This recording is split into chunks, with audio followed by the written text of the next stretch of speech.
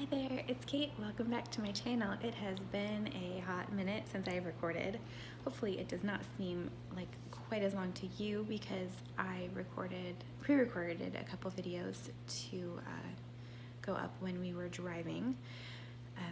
So we're here, we're in Atlanta. We packed up a giant rented SUV with 2 adults and 2 very small children and a dog and all of the stuff that we could fit in there that we might possibly need for the next few months, and drove across the United States, which was a very long but fun drive. We got to stop and see some family on the way and stuff like that, so that was awesome. And we are now in this temporary corporate housing apartment while we wait to close on our new house, which is really, really exciting and fun.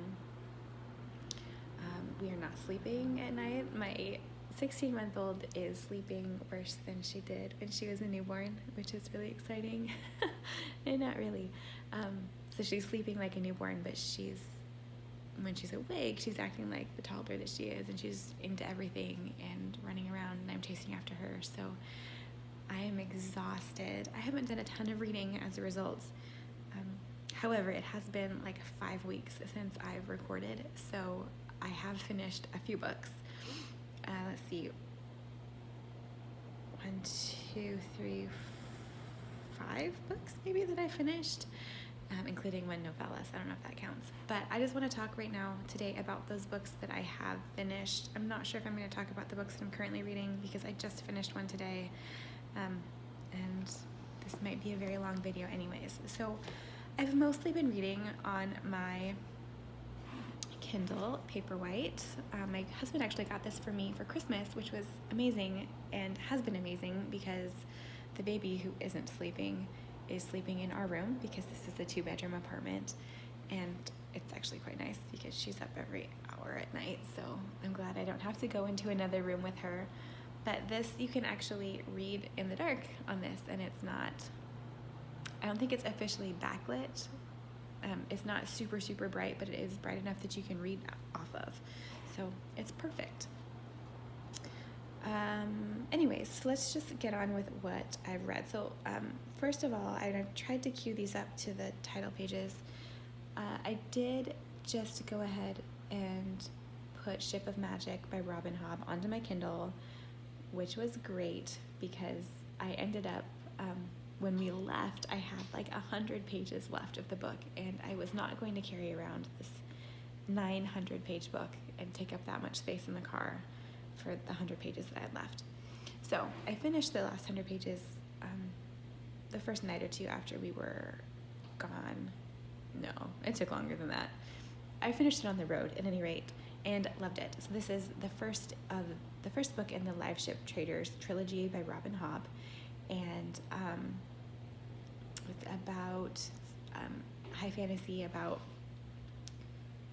pirates and trading on the high seas and ships that come alive because of magical wood, and family feuds as well, definitely family feuds. So I would definitely recommend this one. I'm super excited to start reading the second one. The only reason I didn't jump right into it is because I knew I had another fantasy book that I wanted to read in the meantime, and I didn't want to get them confused. So stay tuned for that. I'll probably end with those books. So that was the first book. I also finished,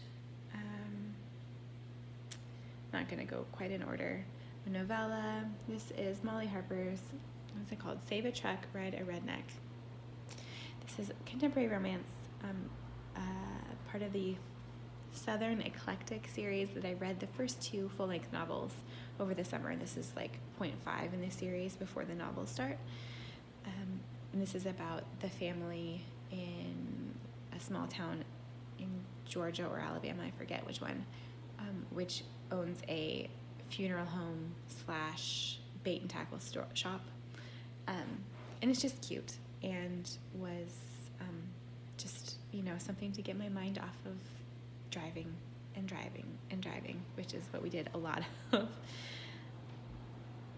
I would definitely only recommend that one if contemporary romance is set in small town Southern America is something that is your thing, because this is super quirky. What next? I just finished earlier this week, I don't know if you'll be able to read this, Station 11 by Emily St. John Mandel. I'd heard a lot of things going into reading this book, and I think that probably colored my expectations of this book. I expected it to be amazing, and it was really good, but I didn't think it was amazing. I didn't love the ending. It's about a dystopian, near-future dystopia in which a disease epidemic has wiped out something like 99% of Earth's population, and with it goes like electricity, running water, all of those types of things.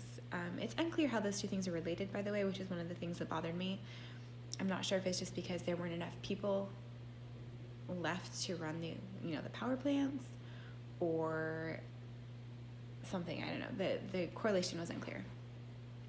I really liked the meditations on kind of modern life and what things like email mean to us, and airplanes and travel and those types of things. What happens if those things were to just all of a sudden go away tomorrow? I liked kind of like the human nature meditation that come with a dystopian novel. Like I said, I did not super care for the ending. I like cleaner endings that leave less. It doesn't wrap up nicely. So if that's something you like, be warned about that. But if you're into dystopia, this is one that you should definitely check out, because it was quite a good book. Let's see, what else? I think finally the last two books that I want to talk about. So I reread, let's see if I can get, there we go, The City of Brass by S.A. Chakraborty. I read this initially last January, about a year ago, and absolutely love it. I've read a lot of fantasy in the last few weeks. So this is high fantasy set in almost a medieval Middle Eastern world. So it starts out in late 19th century Cairo, in which our main female protagonist is plucked out of Cairo and basically shoved into this magical world in which she has, supposedly, she learns that she has some roots in this magical world that she was not aware of. And she learns more about the world and the creatures that inhabit it, the other people that inhabit it, and then the politics and intrigue that come along with that. And I loved this book when I read it last year. I absolutely loved it. I really enjoyed it again. And then the reason that I had reread this book right now is because the second book in this series came out. There we go. It came out, I think, on Tuesday. Yeah, it came out on Tuesday. So this is Kingdom of Copper, also by S.A. Chakraborty. Second book in whatever series this is. I don't know what she's calling this series. But it's really good. I can't obviously tell you much about the plot because it's the second in the series. But it's blurbed on the cover by Robin Hobbs. That should tell you a little bit about the caliber of the fantasy read. I would say these books, if you're not sure if you like fantasy, I would almost read these if you like, for instance, historical fiction, because the magic is in this book. It's definitely a real part of this book, but it's not so complicated that it takes away from the other things that are happening in the book, like the relationships. So definitely recommend. I've already finished this. It's Thursday. Oh my gosh, I read it in 3 days. Couldn't put it down. And it's not like I'm staying up late to read this because I need to sleep. So it's thick, but they're really easy to read. I think they might technically, I have to go. Anyways, these are really great books. Let me know if you've read any of them or if you want to read any of them, and hopefully I'll be able to record another video next week without a child waking up and crying in the background. Have a great week, guys. Bye.